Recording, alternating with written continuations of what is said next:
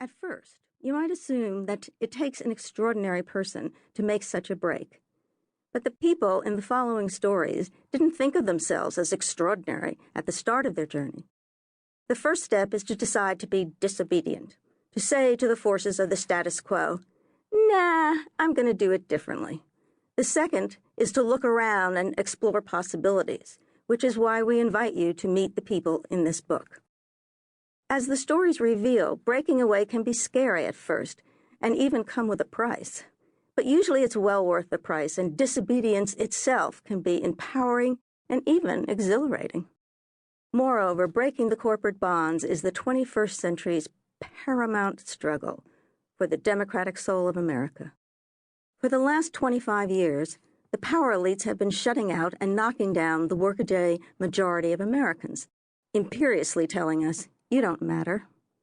Corporate interests have now seized control of our politics and government, work and leisure, our very lives, our sense of well-being. If this is not worthy of rebellion, what is? Asserting our own values and placing human aspiration above corporate avarice is as important a historic struggle as were the fights for human dignity in the 1960s and 70s and the labor struggles of the 1920s and 30s to better the lives of working people and old folks.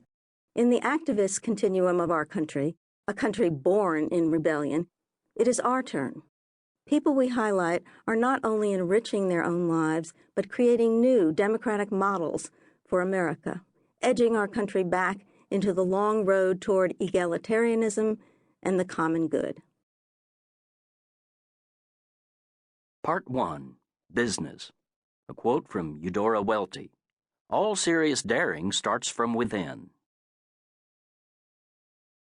Chapter 1. Business without greed. The telegram was the email of its day. Sent by wire and hand-delivered in yellow envelopes by Western Union messengers, telegrams were yesterday's instant communication. Many were clever, including one from movie star Cary Grant responding to a telegram sent by a reporter. The scribe wanted to know Grant's age, but since these wired messages were expensive and the company charged by the word, the reporter stripped his query to its essence. "How old Cary Grant?" The reply was quick and equally terse. "Old Cary Grant fine, how you?" Words matter. After all, they're the chief way we human types communicate ideas and meanings to one another.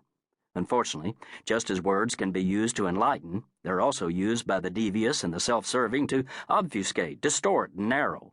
Insidiously, some of our country's broadest, most vibrant social concepts have been run through the establishment's word wringer to squeeze out the richness and flatten the definition. Such big, juicy, vital, pulsating, essential ideas as citizen, consumer, and community have gotten the shrink treatment, and we'll get to all of them in subsequent chapters, showing how you can enlarge, elevate, and revitalize them. But let's start with one concept that most Americans rarely consider: business. What is business? Now someone might say, "Come on, you two, don't toy with us. What's to know about business? There's Walmart, McDonald's, Exxon, AT&T, Safeway, Nike, and all those other brand names. Look at the logos on the tall buildings and sports arenas, or go to the mall, or just watch TV. Looky here, I'm wearing a Mickey Mouse t-shirt and headed to Toys R Us. Now that's business, amigo." Wrong. Those are merely examples of a particular and constricted form of business called the corporation. Such branded behemoths don't represent the breadth and depth of business any more than piranhas represent the many wondrous species of fish. While multinational corporations are the most powerful and recognizable business structures today, they certainly are not the only way to organize commerce. And for both society and individuals, these massive syndicates turn out to be the least desirable way. That's because a giant corporation exists solely for itself, operating strictly to enlarge its bottom line and enrich the wealthiest elites who own and run it.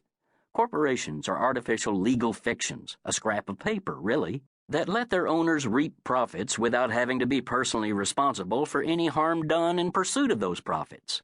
The corporation itself has no feelings, no conscience, no heart, no soul, no morality, no shame, no butt to kick, and no body to put in jail.